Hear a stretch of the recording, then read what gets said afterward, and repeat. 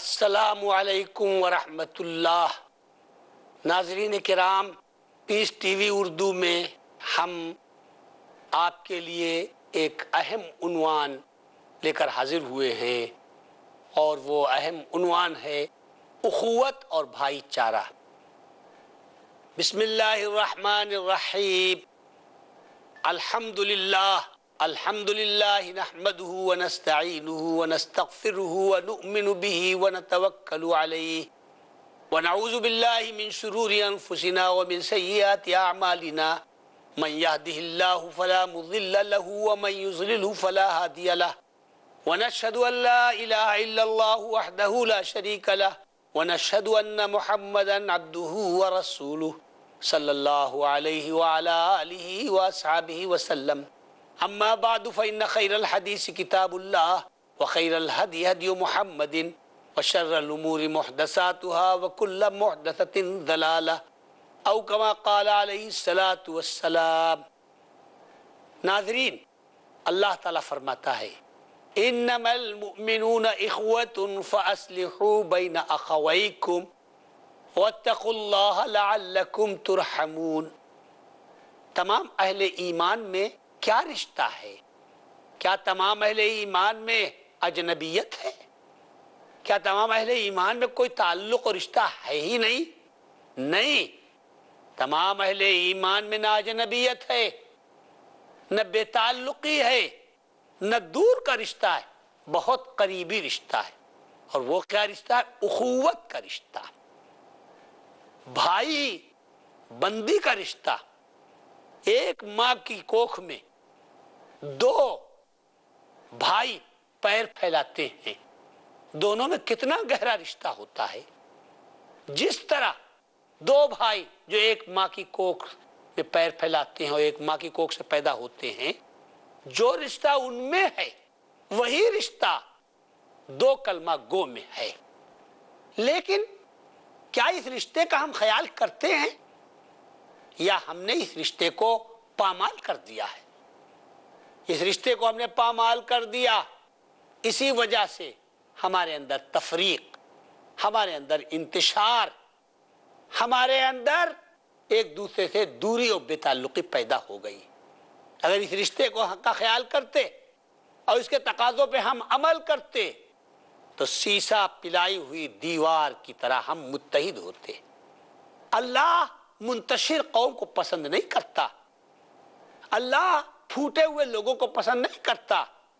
ان اللہ یحب الذین یقاتلون فی سبیلہ صفا کانہم بنیان مرصوص۔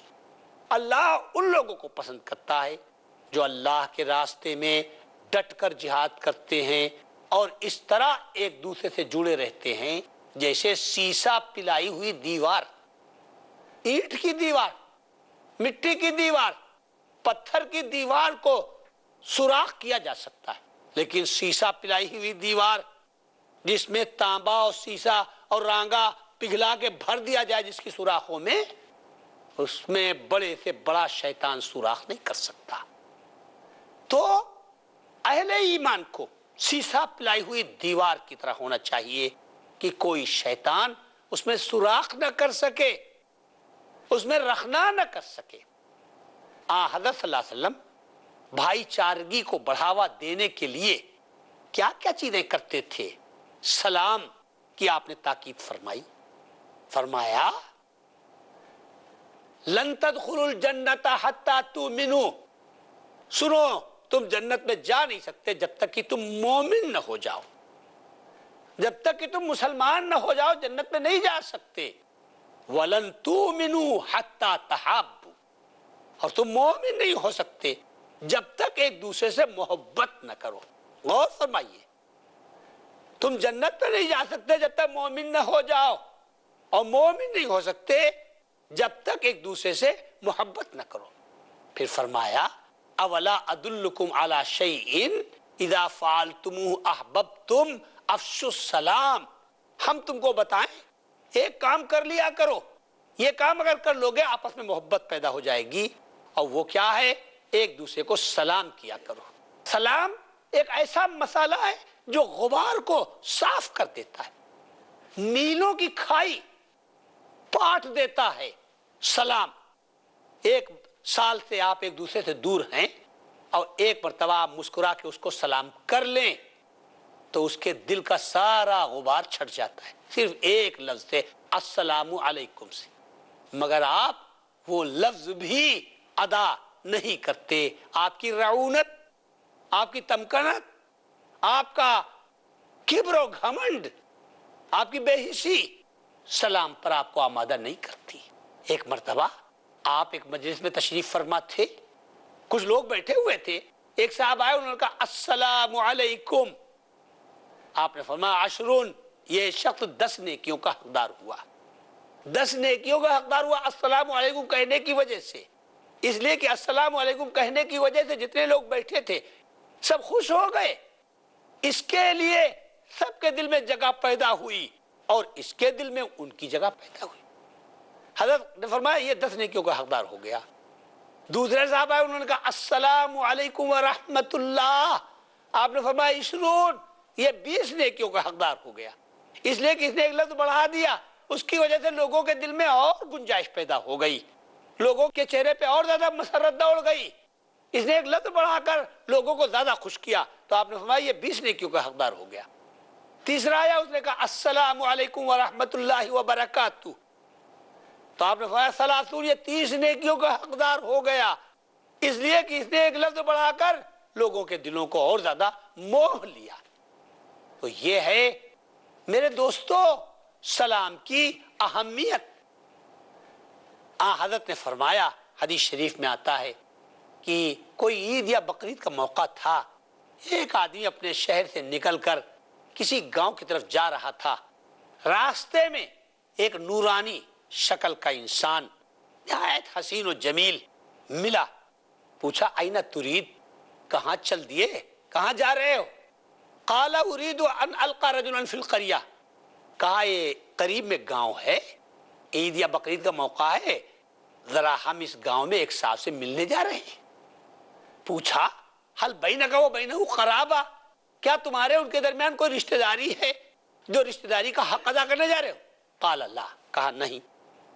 قال حل بینک و بینہ صداقہ، پہلے پرانی دوستی ہے کہ دوستی کا حق ادا کرنے جا رہے ہو؟ قال لا، کہا نہیں. قال حل بینک و بینہ تجارہ، کوئی پارٹنرشپ ہے، تجارت ہے، کوئی بیوپار ہے، اس کی وجہ سے اپنے ساجھے دار سے ملنے جا رہے ہو؟ کہا نہیں. کہا پھر کس لیے جا رہے ہو؟ کہا اللہ کے لیے مجھے اس سے محبت ہے. غور فرمائیے، اللہ کے لیے مجھے اس سے محبت ہے. کہا اللہ کے لیے محبت، واقعی تمہارے ان کے بیچ میں کوئی رشتہ داری نہیں؟ کہا کوئی رشتہ داری نہیں. کہا واقعی تمہارے ان کے درمیان کوئی پرانی دوستی نہیں؟ کہا کوئی پرانی دوستی نہیں. کہا واقعی تمہارے ان کے درمیان کوئی پارٹنرشپ نہیں؟ کہا کوئی پارٹنرشپ نہیں. کہا صرف اللہ کے لیے تم کو اس سے محبت ہے؟ کہا کہ ہاں. کہا تو ہم سے پوچھو کہ ہم کون ہیں؟ کہا حضرت آپ کا تو چہرہ دیکھ کر ہی ہمارے دل میں سوال پیدا ہوا تھا کہ یہ اللہ کا نورانی بندہ کون ہے. مرد حقانی کی پیشانی کا نور کب چھپا رہتا ہے پیش ذی شعور. حضرت آپ کون ہیں؟ فرمایا ہم ہیں جبریل امین. جب اللہ تعالیٰ نے تم کو ادھر جاتے ہوئے دیکھا تو اللہ تو دلوں کی باتوں کو جانتا، وہ خوب سمجھتا تھا کہ تم کس لیے جا رہے ہو. ہم کو اتارا تھا کہ ہم بھی جان جائیں. فرمایا جبریل پوچھو اس شخص سے کہاں جا رہا ہے. اگر یہ کہے کہ ایک انسان سے مجھ کو صرف اللہ کے لیے محبت ہے تو کہہ دو کہ اس کے لیے جنت واجب ہو گئی، جنت واجب. یہ ہے محبت کی کرامات، یہ ہے محبت کا فائدہ. محبت ہی سے پائی ہے شفا بیمار قوموں نے، محبت ہی سے پائی ہے شفا بیمار قوموں نے، کیا ہے اپنے بخت خفتہ کو بیدار قوموں نے. آپ کو معلوم ہے کہ رسول اللہ صلی اللہ علیہ وسلم نے فرمایا جس طرح بہت سی نیکیاں اہم ہوتی ہیں، ایک اہم نیکی یہ بھی ہے کہ آپ اپنے بھائی کو خوش کرتے ہیں. اپنے بھائی کو خوش کرنا بھی ایک نیکی ہے. حدیث شریف میں آتا ہے تبسمک فی وجہ اخیک صدقۃ، اگر تمہارا بھائی غموں کی وجہ سے منہ جھلائے بیٹھا ہے، غم کی وجہ سے منہ جھلائے بیٹھا ہے، اور تم جا کر مسکرا دیے اور تمہارے مسکرا دینے سے اس کا غم غلط ہو گیا تو یہ بھی تمہارے حق میں صدقہ ہے۔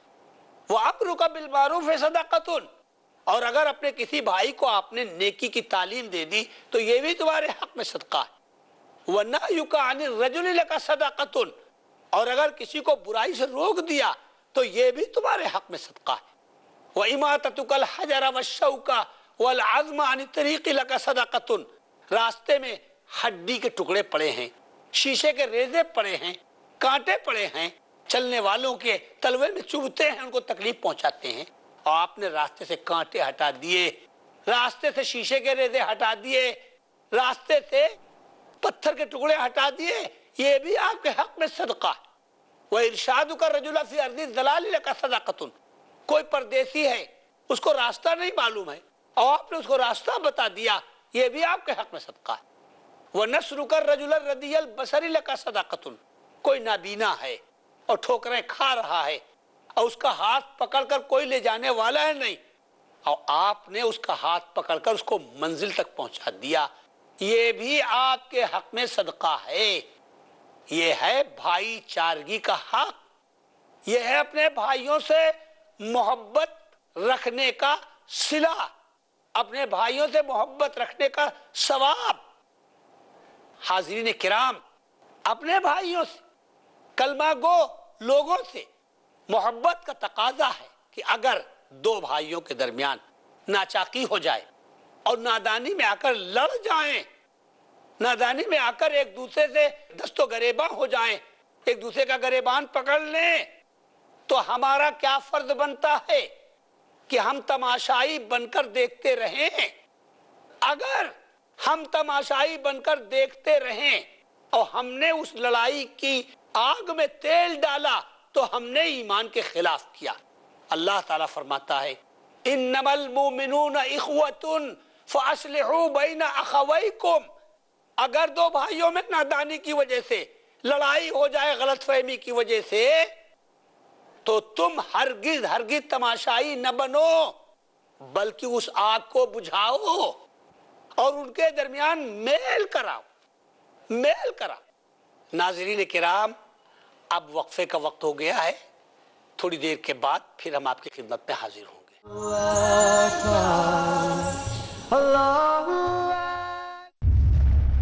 Marriage or divorce? Islamic ruling? Husband wants to give divorce. Solution or problem? Joint family system. Heaven or hell? Big fat evils have become the norm. You choose. Beauty, wealth, family status, virtue. Decide what you want. Decide your choice. Be sad or be happy. It's your choice. Join Dr. Zakir Naik in Better Half or Bitter Half ہر سنیچر رات 8 بجے اور دوبارہ صبح 10 بجے India میں پیس T V Urdu پر۔ حرام سے بچ جا تو سب سے بڑا عابد ہو جائے۔ نماز ایک ایسی چیز ہے کہ اس کی فرضیت سے کسی مومن کو انکار نہیں ہو سکتا۔ مولانا عبد الکریم پاریک پیش کریں گے دین اسلام کا پیغام۔ غریبی کی حالت ہو، امیری کی حالت ہو، درمیان کا راستہ نہ چھوڑ۔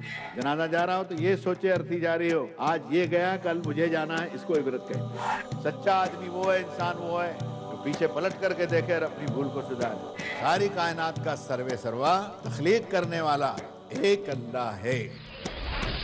پیغام امن، اگلا پروگرام پیس ٹی وی اردو پر۔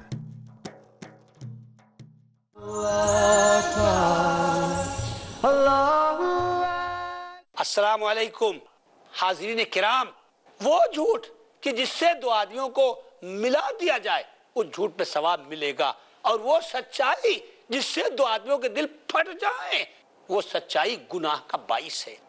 کسی شاعر نے کہا ہے بار خاطر ہو تو وائز کا بھی ارشاد برا، اگر دل چھلنی ہو جائے تو ممبر پر بیٹھ کر جو واعظ کہتا ہے، اگر اس کے واعظ سے دل چھلنی ہو جائے تو واعظ برا ہے۔ بار خاطر ہو تو واعظ کا بھی ارشاد برا، دل کو بھا جائے تو اکبر کی خرافات اچھی، اور اگر لوگوں کے دل مل جائیں تو جھوٹی بکواس بھی باعث ثواب ہو جاتی ہے۔ حدیث شریف میں آتا ہے کہ دو آدمیوں کے درمیان لڑائی اور جھگڑا یا دو آدمیوں کے درمیان میں دوری پیدا کرنا استرا ہے، استرا۔ پھر آپ نے فرمایا میرے کہنے کا یہ منشا نہیں ہے کہ وہ سر کے بال مونڈ دیتا ہے، نہیں، بلکہ استرا ہے یعنی دین کو مونڈ دیتا ہے۔ دو آدمیوں کے درمیان لڑائی کرنا، فساد برپا کرانا، دو آدمیوں کو دور کرنا، یہ استرا ہے جو دین کو مونڈ دیتا ہے۔ تو دوستو، کیا ہم اس کی کوشش کرتے ہیں کہ دو آدمیوں کے درمیان میں لڑائی طول نہ پکڑے، بلکہ دو آدمیوں کے درمیان لڑائی کی آگ فوراً بجھا دی جائے؟ یقین فرمائیے، اگر لال قلعے کے اندر دو شہزادے رہتے ہیں اور ان میں لڑائی ہے تو لال قلعہ بدتر ہے، اور اگر کسی جھوپڑے میں دو فقیر رہتے ہیں لیکن مل جل کے رہتے ہیں تو جھوپڑے کے فقیر بہتر ہیں اور لال قلعے کے شہزادے بدتر ہیں۔ خواجہ حالی نے فرمایا ہے وہ گھر جس میں دل ہوں ملے سب کے باہم، ایسا گھر جس میں دل ایک دوسرے سے جڑے ہوئے ہوں، وہ گھر جس میں دل ہوں ملے سب کے باہم، خوشی ناخوشی میں ہو سب یار و ہمدم، وہ گھر جس میں دل جڑے ہوئے ہوں اور ایک دوسرے کی خوشی میں شریک ہوں، وہ گھر جس میں دل ہوں ملے سب کے باہم، خوشی ناخوشی میں ہو سب یار و ہمدم۔ اگر ایک خوش دل تو گھر سارا خرم، اگر ایک غمگی تو گھر سارا پرغم۔ مبارک ہے اس قصر شاہین شہی سے جہاں ایک دل ہے مقدر کسی سے۔ آپ کو معلوم ہے کہ رسول اللہ صلی اللہ علیہ وسلم جمعے کے دن منبر رسالت سے کیا اعلان فرماتے تھے؟ آج بھی آپ خطیب کو وہ کلمات ادا کرتے ہوئے سنتے ہیں، مگر اس کان سنتے ہیں اور اس کان سے نکال دیتے ہیں۔ آپ فرمایا کرتے تھے وَلَا تَحَاسَدُوا، ایک دوسرے سے حسد نہ کرو، وَلَا تَبَاغَضُوا، ایک دوسرے سے کینہ نہ رکھو، وَلَا تَدَابَرُوا، ایک دوسرے سے منہ پھیر کر نہ چلو، وَكُونُوا عِبَادَ اللَّهِ إِخْوَانًا، اللہ کے بندے اور بھائی بھائی بن کر رہو۔ کیسی اخوت، کیسا بھائی چارہ تھا۔ ابھی 100-150 سال پہلے کا واقعہ سناتا ہوں۔ اگر میں صحابہ کے زمانے کی بات کروں، تابعین کے زمانے کی بات کروں تو آپ کہیں گے صحابہ اور تابعین تو ایک دوسری ہی چیز تھے۔ ہمارے دور کے انسانوں کی بات کرو تو اسی دور کے انسانوں کی بات کر رہا ہوں۔ جب اسلام پر عمل ہوتا ہے تو ایسی اخوت اور ایسا بھائی چارہ ظاہر ہوتا ہے۔ مصر میں ایک شہر ہے قاہرہ جو مصر کی راجدھانی ہے۔ قاہرہ کی سڑک پر حضرت امام حسن البنا رحمت اللہ علیہ، ابھی 150 سال بھی نہیں گزرے ہیں، 100 ہی سال گزرے، حضرت حسن البنا رحمت اللہ علیہ قاہرہ کی سڑک سے گزر رہے تھے تو دیکھا قاہرہ کے بازار میں ایک دکان کے سامنے دو آدمی ایک دوسرے سے زور زور سے باتیں کر رہے ہیں۔ تو آپ سمجھے لڑ رہے ہیں۔ گہری نظر ڈالی تو دونوں حضرت کے شاگرد اور حضرت کے ماننے والے تھے۔ تو حضرت کو فکر ہوئی کہ رے میرے لوگ کیا لڑ رہے ہیں۔ قریب گئے تو حضرت کے اچنبھے اور تعجب کی انتہا نہیں رہی، اچنبھے میں پڑ گئے۔ بات یہ ہو رہی تھی کہ ایک گاہک تھا، ایک دکاندار تھا۔ دکاندار یہ کہہ رہا تھا کہ بھائی جو چیز تو نے خریدی ہے مجھ سے، یہ 8 روپے میں مجھ کو یہاں تک پڑی ہے، یہاں تک مجھے 8 روپے میرے خرچ ہوئے، لہذا میں 8 روپے میں تجھ کو دوں گا اور 8 روپے سے 1 نیا پیسہ زیادہ نہیں لوں گا۔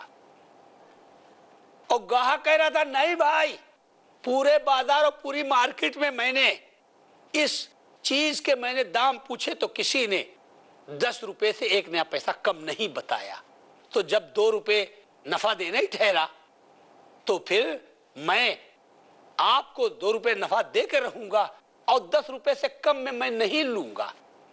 دکاندار کہہ رہا تھا 8 روپے سے زیادہ نہیں لیں گے اور گاہک کہہ رہا تھا 10 روپے سے کم نہیں دیں گے۔ الٹی گنگا بہ رہی۔ عموماً کیا کہتا ہے دکاندار زیادہ پیسہ لینے کی فکر میں رہتا ہے اور گاہک پیسے کم کرانے کی فکر میں رہتے. اور یہاں الٹا معاملہ تھا, دکاندار کم پیسے لے رہا تھا اور گاہک زیادہ پیسے دے رہا تھا. تو حضرت نے فرمایا ان نزاعکم لعجیب, ارے تمہارا جھگڑا تو عجیب و غریب ہے, ایسا تو جھگڑا ہم نے دیکھا ہی نہیں. دکاندار سے مخاطب ہوئے اور فرمایا کہ تم نے نفع کے لیے دکان کھولی ہے تو کم پیسے لینے کی ضد کیوں کر رہے ہو؟ تو سنو بھائیوں کیا کہا.